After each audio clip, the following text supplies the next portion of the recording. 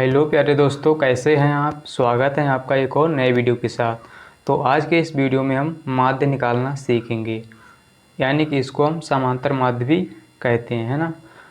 तो अगर आप कक्षा 10 में पढ़ रहे हैं तो यह वीडियो आपके लिए बहुत ही महत्वपूर्ण है, क्योंकि माध्य निकालने वाला क्वेश्चन आपके बोर्ड एग्ज़ाम में आएगा ही आएगा, पक्का आएगा, है ना।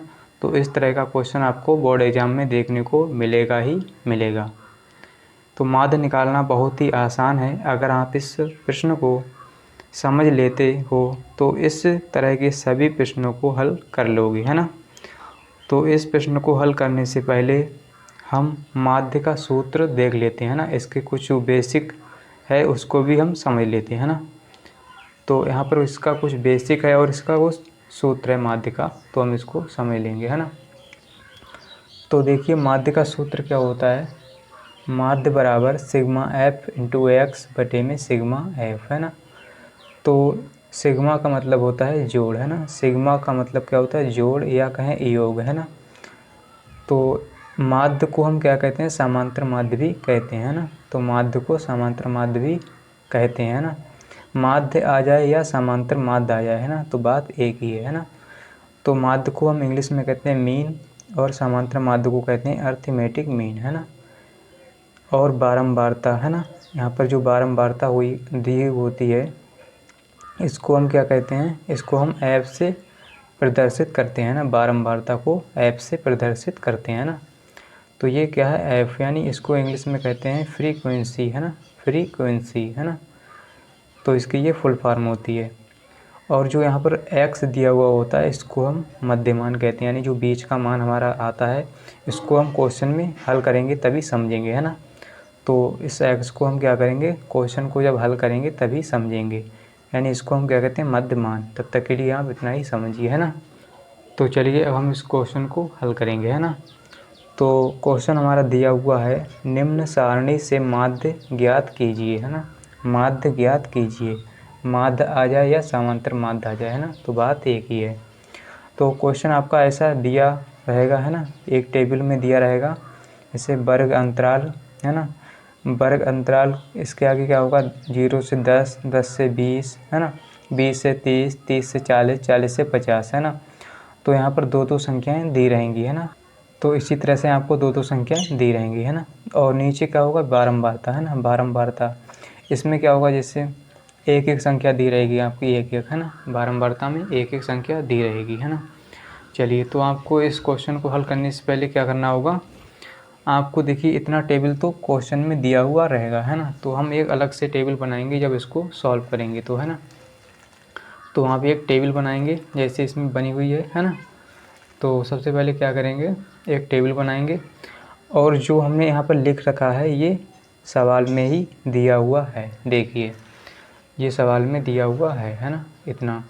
तो हमने क्या किया, ये वर्ग अंतराल है, यहाँ पर ही लिखा वर्ग अंतराल, यहाँ पर बारंबारता है तो बारंबारता लिख ली, है ना।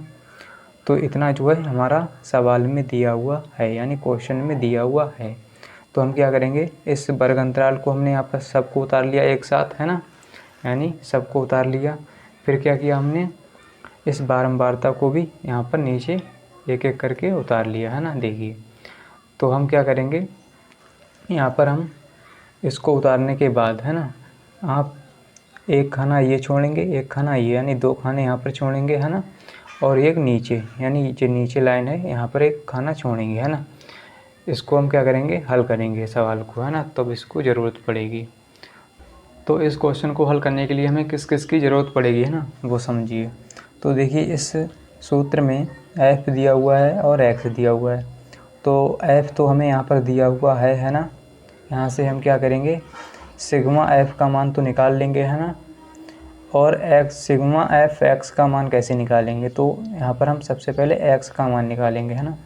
एफ हमें दिया हुआ है तो हम एक्स निकालेंगे, है ना। तो एक्स कैसे निकालेंगे इसको समझिए, है ना।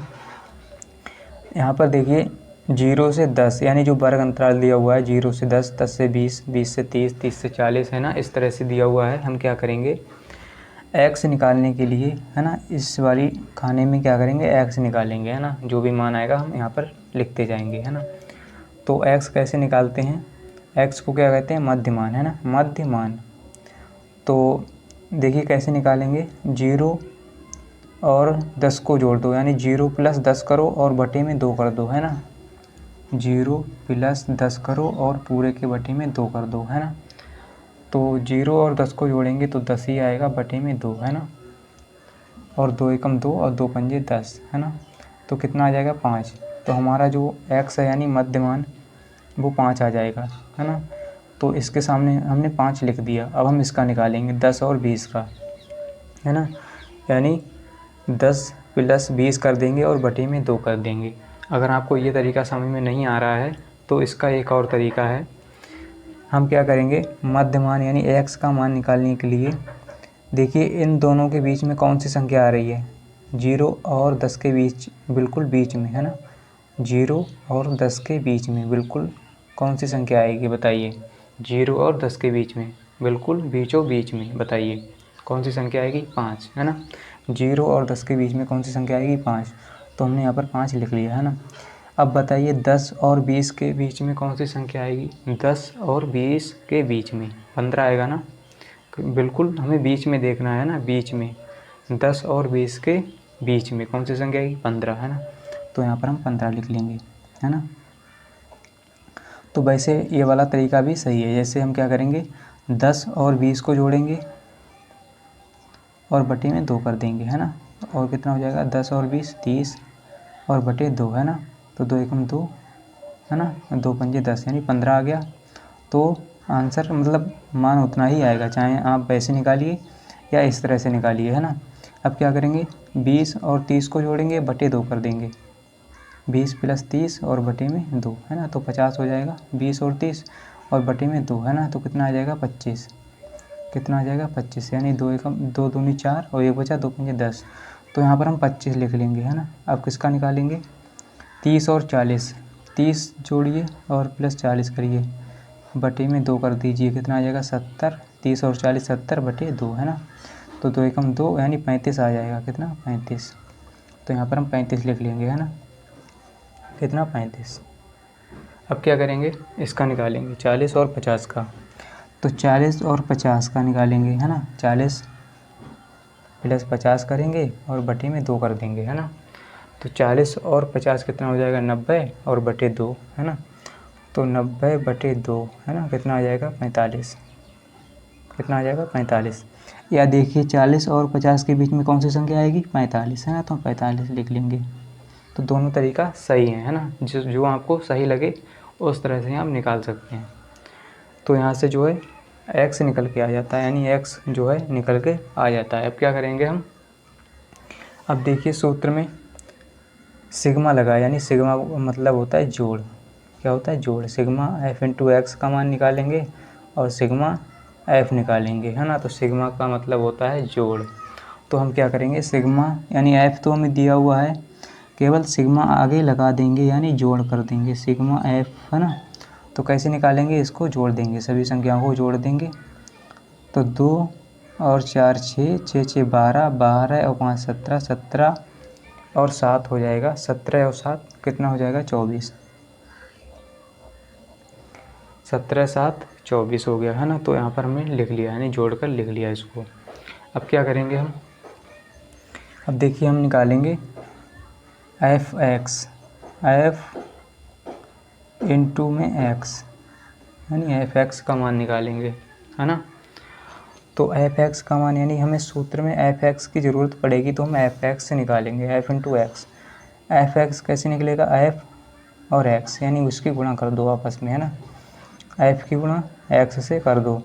तो हम क्या करेंगे, 7 की गुणा 5 से करेंगे, 5 की गुणा 15 से करेंगे, 6 की गुणा 25 से करेंगे, ऐसे करते जाएंगे, तभी हमारा f(x) निकल के आ जाएगा, है ना। चलिए 7 पंजे 35, है ना, 35 लिख लिया। अब क्या करेंगे, 15 की गुणा 5 से, 15 × 5 = 75 लिख लिया, 75 हो गया।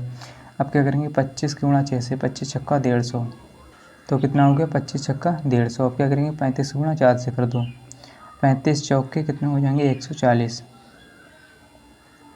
है ना। फिर क्या होगा, 45 की गुणा 2 से करेंगे, 45 दूनी 90 होता है ना। तो इतना हमारा आ जाएगा। अब क्या करेंगे, अब निकालेंगे सिग्मा एफ इंटू एक्स, यानी सिग्मा का मतलब होता है जोड़, है ना, जोड़ सिग्मा एफ एक्स। देखिए एफ एक्स तो हमारा दिया हुआ है, लेकिन हम क्या करेंगे, इसका जोड़ कर देंगे, तभी हमारा सिग्मा एफ एक्स निकल के आ जाएगा, है ना, जैसे हमने इसमें किया था। तो सिग्मा लगाएंगे आगे और एफ एक्स, है ना, बराबर। अब देखिए जो संख्या जोड़ने पर आएगी भाई हम यहाँ पर लिख देंगे, है ना, इन सभी को जोड़ लेंगे। तो 5 और 5 को जोड़ेंगे 10 हो जाएगा, है ना। 10 में 0 जोड़ेंगे, ये सभी 0 तो 10 ही रहेगा, 10 का आएगा 0, है ना, 10 का 0 आएगा। हासिल हमारा 1 हो जाएगा, 1 और 3 4 हो जाएगा, 4 और 7 11, है ना, 11 और 5, 11 5 कितना हुआ 16, 16 और 4 कितना हो जाएगा 16, 4 20 और 20 और 9 29, 29 का आएगा 9, कितना 9, है ना। हासिल हमारे 2 हो जाएंगे, 2 और 1 3 और 1 4, यानी 4 आ जाएगा यहाँ पर, कितना 4, है ना, थोड़ी जगह कम है यहाँ पर, तो 490, है ना, 490 आ जाएगा हमारा, है ना। तो यहाँ पर हम लिख लेते हैं 490 सिग्मा एफ एक्स बराबर, है ना। तो आप इसको टेबल के अंदर ही लिखना है, ठीक है, बाहर मत लिखना, यहाँ पर जगह कम थी तो इसलिए मैंने यहाँ पर बाहर लिख लिया था आपको समझाने के लिए, है ना। तो सिग्मा एफ इंटू एक्स बराबर आ गया हमारा 490। तो इन सभी मानों को आप सूत्र में रख दो, वहाँ से हमारा मतलब आंसर निकल के आ जाएगा, है ना। तो सूत्र क्या होता है माध्य का, सिग्मा एफ इंटू एक्स बटे सिग्मा एफ, है ना। तो यहाँ पर सूत्र को लिख लेंगे हम। तो यहाँ पर हम लिखेंगे सिग्मा एफ एक्स बटे सिग्मा एफ, है ना। तो इन सभी मानों को यहाँ पर रख देंगे, है ना। अब क्या करेंगे, सिग्मा एफ एक्स का मान कितना है 490, सिग्मा एफ का मान कितना है 24, सिग्मा एफ का मान 24, है ना।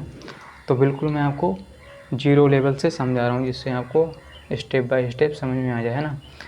तो यहाँ पर क्या करेंगे, 24 से भाग देंगे हम 490 में, तो आएगा 20 पॉइंट। तो जब हम 24 से भाग देंगे 490 में, है ना, तो कितना आएगा 20.41। आप करके देख लेना इसको, है ना। तो वीडियो ज़्यादा लंबा ना हो इसलिए, तो इसका आंसर आएगा 20.41, है ना। आप इसको भाग करके देख लेना, है ना, ये इसका क्या है आंसर। तो यहाँ पर हम लिख लेंगे आंसर इसका कितना है 20, है ना, 20.41 क्या है इसका आंसर, है ना, क्या है आंसर, यानी इसका माध्य बराबर ये निकल के आ गया, है ना। तो कितना आ गया 20.41 इसका आंसर आ गया। तो इस तरह से आप कोई सा भी चाहे क्वेश्चन हो आप इसको लगा सकते हैं ना। तो उम्मीद करता हूँ कि आपको ज़रूर समझ में आया होगा। अगर वीडियो अच्छा लगा है तो वीडियो को लाइक कर दीजिए एंड चैनल को सब्सक्राइब कर लीजिए। मिलते हैं अगली वीडियो के साथ, आज के लिए इतना ही, जय हिंद।